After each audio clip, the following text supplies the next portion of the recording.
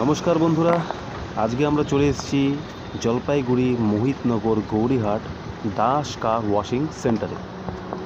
এটা আমার গাড়ি, আপনারা দেখতে পাচ্ছেন গাড়ির কিন্তু অবস্থা খুবই খারাপ। এটা একটা লং ড্রাইভে নিয়ে গেছিলাম ঝাড়খণ্ড বাবাধাম। সেখানে আসার পরে কিন্তু আপনারা গাড়ির অবস্থা দেখতে পাচ্ছেন খুবই খারাপ। তো দাস কার ওয়াশিং সেন্টারের নাম আমি বহুবার শুনেছি অনেকের মুখ থেকে যে তারা নাকি খুব ভালো সার্ভিস দেন। তা আজকে চলে আসলাম এটাই দেখার জন্য যে আদৌ কি তারা ভালো সার্ভিস দেন নাকি না। তো আপনারা দেখতে পাচ্ছেন গাড়ি আনার সঙ্গে সঙ্গে কিন্তু ওনারা বনেট খুলে দিয়েছেন। আপনাদেরকে ভিতরে দেখিয়ে দিচ্ছি আমি। এই দেখুন, ভিতরের ড্যাশবোর্ডে কাদা, সিটে কাদা। পিছনে দেখিয়ে দিচ্ছি আপনাদেরকে, পিছনে অবস্থা কিন্তু খুবই খারাপ, কাদা মাটি দিয়ে ভর্তি।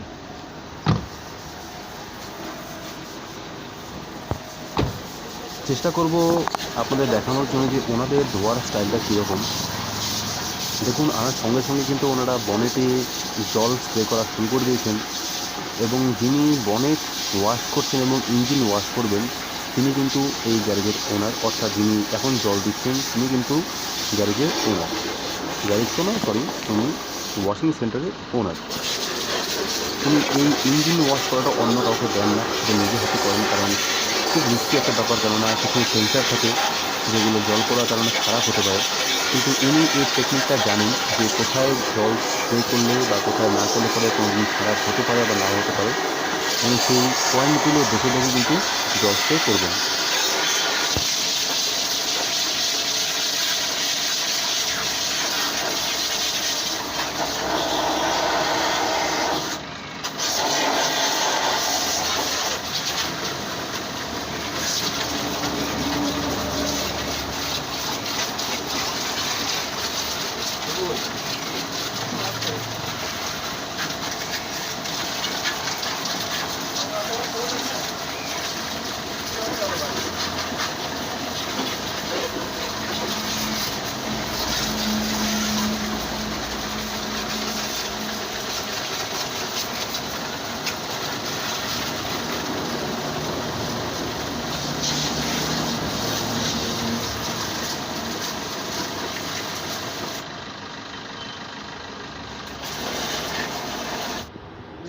এখানে আপনারা দেখতে পাচ্ছেন ইঞ্জিন কিন্তু পুরোপুরিভাবে ওয়াশ হয়ে গেছে এবং আগেকার তুলনায় এখনকার কিন্তু অনেক পার্থক্য, অনেক পরিষ্কার এবং চকচকে।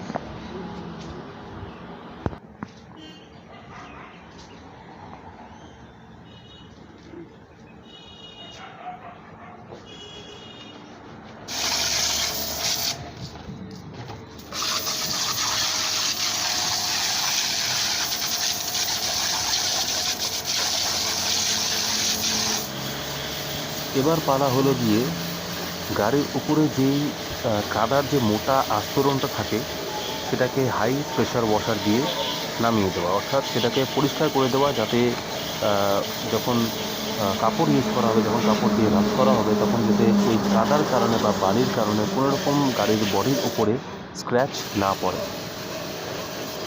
তো ওনারা সেই দিকটা খুব ভালো করে দেখছেন এবং যত কোনা আছে, যত রকমের যেগুলো আমাদের হাত যাবে না সেই জায়গাগুলো কিন্তু ওনারা ভালো করে জল দিয়ে আগে কাদাগুলোকে নামিয়ে দিচ্ছেন।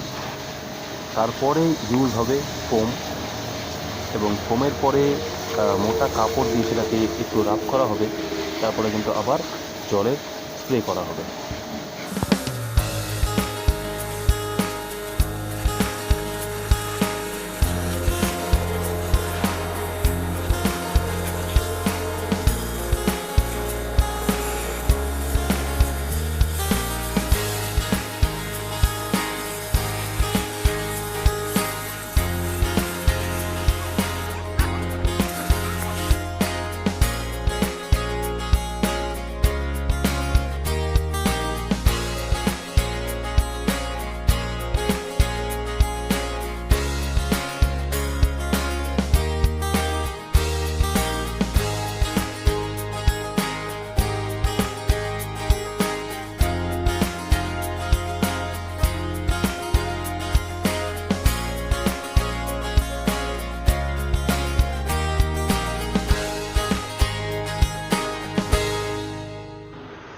তো বন্ধুরা, এখানে গাড়ি ওয়াশ করানোর জন্য কত খরচা পড়ে এবং যদি আপনি টোটাল গাড়ি ওয়াশ করেন বা শুধু বাইরেরটা এবং টায়ার সব কিছু ওয়াশ করেন, তাহলে কী খরচা পড়ে শুনে নিন একটু দাদার মুখ থেকেই।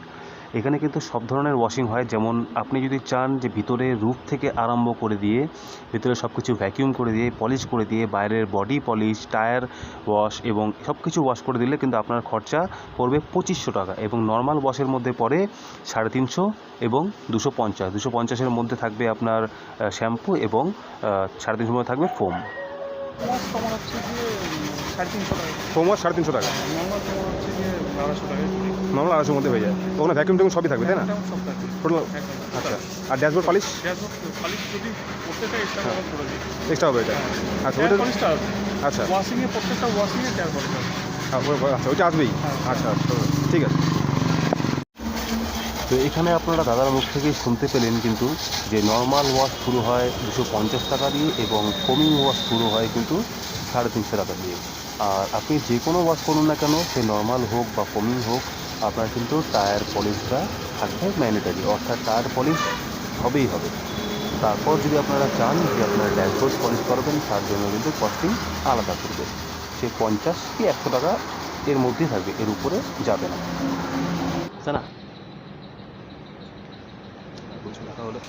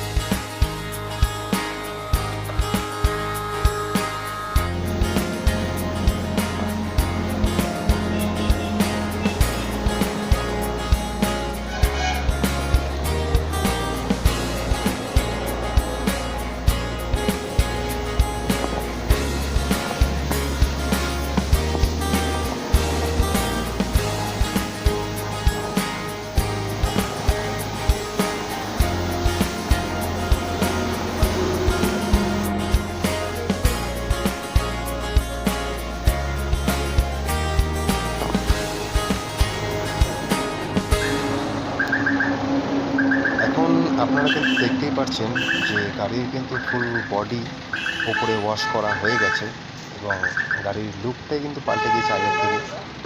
আগে যা ছিল এখন আপনারা দেখতেই পাচ্ছেন আলাদা একটা চমক চলে এসছে, আলাদা গ্লেজ চলে আসে গাড়ির মধ্যে। এবার কিন্তু মেইন যেটা কাজ সেটা কিন্তু এখন ভিতরে, অর্থাৎ ভিতরে যে নোংরাগুলো আছে সেগুলোকে ভ্যাকিউম দিয়ে ক্লিন করা, দরজা ক্লিন করা এবং সাইডে যত পার্ট আছে সবগুলোকে কিন্তু ভালো করে ক্লিন করে নিয়ে তারপর ড্যাশবোর্ডে পলিশ করে দেবে এবং তারপর টায়ারটাও কিন্তু পলিশ করে দেবে।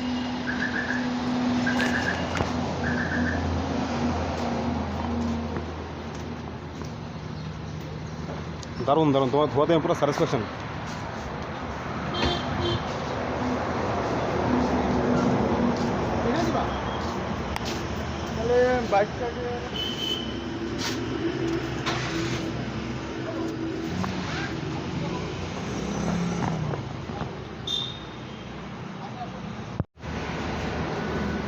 এখানে দেখুন আমার গাড়ির বনেটের মধ্যে কিছু জেদি দাগ আছে যেগুলো ওয়াশ করার পরেও যাচ্ছিল না। তো দাদাকে আমি বলার পরে দেখুন উনি একটা ক্রিম দিয়ে সেটাকে রাব করছেন এবং দেখুন কত ময়লা বেরিয়ে আসছে। ওরা কী যে পড়ছে নিজেও যাই না। তার জন্য দাদারা কোনো রকম এক্সট্রা পেমেন্ট নিচ্ছে না। ওনারা এক্সট্রা পেমেন্ট নেন তার জন্য, কিন্তু এখন নিচ্ছেন না কারণ আমাকে ডেমো দিয়ে দেখাচ্ছেন যে এই ক্রিমটা ইউজ করলে পরে সব কালার নষ্ট হয়ে যায়। মানে অয়েলি একটা থাকে না, দেখছি এটা এটা সম্পূর্ণ গাড়িতে করাই কমপ্লিট করি তাহলে কিন্তু আলাদা করে নেবেন। যেহেতু আমি ফার্স্ট টাইমার তাই আমাকে এটা জাস্ট একটা ডেমো দিবেন। যদি আমি স্যাটিসফ্যাকশন হই তাহলে পরে আমি নেক্সট টাইম তাই নাকি অবশ্যই ধরে নিব। আচ্ছা আচ্ছা, ওই ওই আপনারা চাইলে পরে তেল থাকবে না, থাকবে না, উঠে যাবে। আপনারা পরিষ্কার করতে পারবেন এই ক্রিমটার সাহায্যে। এখানে দেখতে পাচ্ছেন দাদা কিন্তু ওই ক্রিমটা পুরো বনেটের মধ্যে লাগিয়ে দিয়েছে এবং একটুখানি শুকানোর পরে এটাকে আবার কাপড় দিয়ে রাব করা হবে, তারপরে কিন্তু পলিশ মেশিনের ইউজ করা হবে।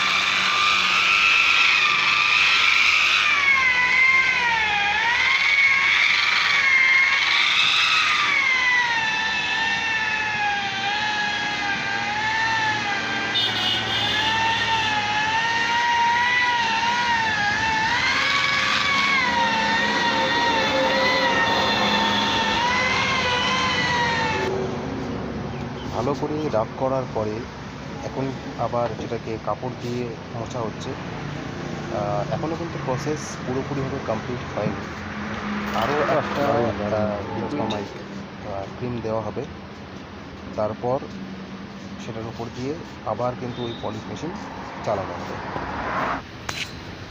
এই সেই আরেক ধরনের লিকুইড প্রোডাক্ট, এটা অ্যাপ্লাই করা হচ্ছে। এটা মোটামুটি 10 থেকে 15 মিনিট শুকোতে হবে, তারপরে আবার সেটাকে ভালো করে রাব করতে হবে রাবিং মেশিন দিয়ে বা পলিশ মেশিন দিয়ে। তারপরে এটার যে অরিজিনাল গ্লেজ আসবে দাগ ওটাও বোঝা যাবে না, সেটা আপনার ইউটিউবে দেখতে পারবেন।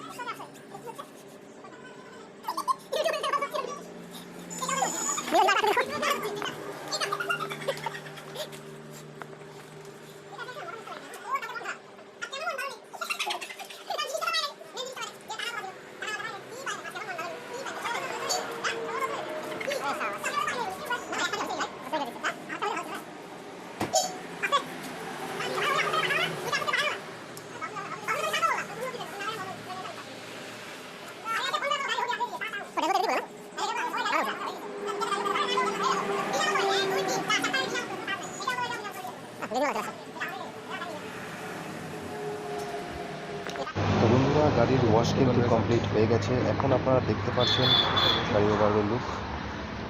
টায়ার দেখতে পাচ্ছেন একদম ব্র্যান্ড নিউ মনে হচ্ছে। ধোয়ার পরে এই হলো গাড়ির কমপ্লিট লুক। তো আপনাদের যদি ভিডিওটা ভালো লেগে থাকে তাহলে চ্যানেলটিকে অবশ্যই সাবস্ক্রাইব করে দেবেন এবং লাইক আর শেয়ার করতে কিন্তু ভুলবেন না। ধন্যবাদ, আজকের জন্য এতটুকুই। আবার দেখা হবে পরের ভিডিও। Thank you.